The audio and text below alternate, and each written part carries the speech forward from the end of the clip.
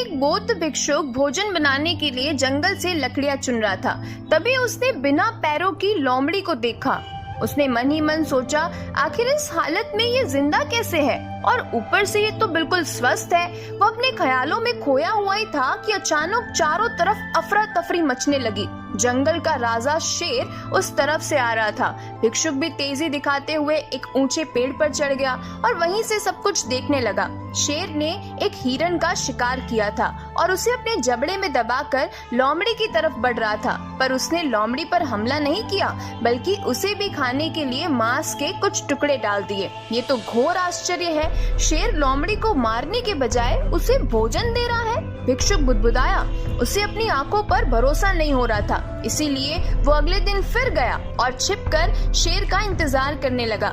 आज भी वैसा ही हुआ। शेर ने अपने शिकार का कुछ हिस्सा लोमड़ी के सामने डाल दिया। ये तो भगवान होने का प्रमाण है, भिक्षुक ने अपने आप से कहा। वह जिसे पैदा करता है उसकी रोटी का भी इंतजाम कर देता है। आज से इस लोमड़ी की तरह मैं भी ऊपर वाले की दया पर जीऊंगा। ईश्वर मेरे भी भोजन की व्यवस्था करेगा। ऐसा सोचते हुए वो एक वीरान जगह पर जाकर एक पेड़ के नीचे बैठ गया। पहला दिन बीता पर कोई नहीं आया। दूसरे दिन भी कुछ लोग उधर से गुजर गए, पर भिक्षुक की तरफ किसी ने ध्यान नहीं दिया। इधर बिना कुछ खाए पिए वो कमजोर होता जा रहा था। इसी तरह कुछ और दिन बीत गए। अब तो उसकी रही सही ताकत भी खत्म हो गई। वह चलने फिरने के लायक भी नहीं रहा। उसकी हालत बिल्कुल मृत व्यक्ति की तरह हो चुकी थी।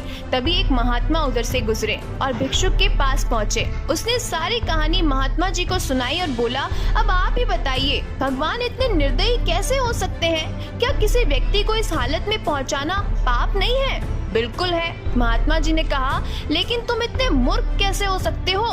तुम ये क्यों नहीं समझे कि भगवान तुम्हें उस शेर की तरह बनते देखना चाहते थे, लोमड़ी की तरह नहीं।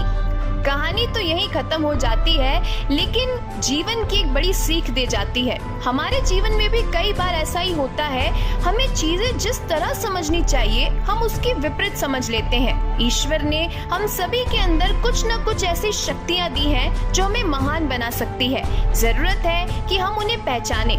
इस कहानी में भी भिक्षुक का सौभाग्य था कि उसे उसकी गलती का एहसास कराने के लिए महात्मा जी मिल गए, पर जरूरी नहीं ना कि हमें भी मिल जाए। इसीलिए हमें खुद ये बात समझनी चाहिए कि हमें हमारा जीवन उस लोमड़ी की तरह नहीं बिताना। उसके तो पैर भी नहीं थे। हमें अपना जीवन एक शेर बनकर बिताना है, मतलब दूसरों पर निर्भर नहीं होना है। खुद से अपने जीवन को बेहतर बनाते हुए आगे बढ़ते चलना है। यही जीवन की सच्ची सीख है। ऐसी ही और भी कहानियों को सुनने के लिए चैनल को जरूर सब्सक्राइब कीजिए। मिलते हैं एक नई कहानी के साथ। तब तक के लिए जीवन की इस खूबसूरत किताब को पढ़ना जारी रखिएगा।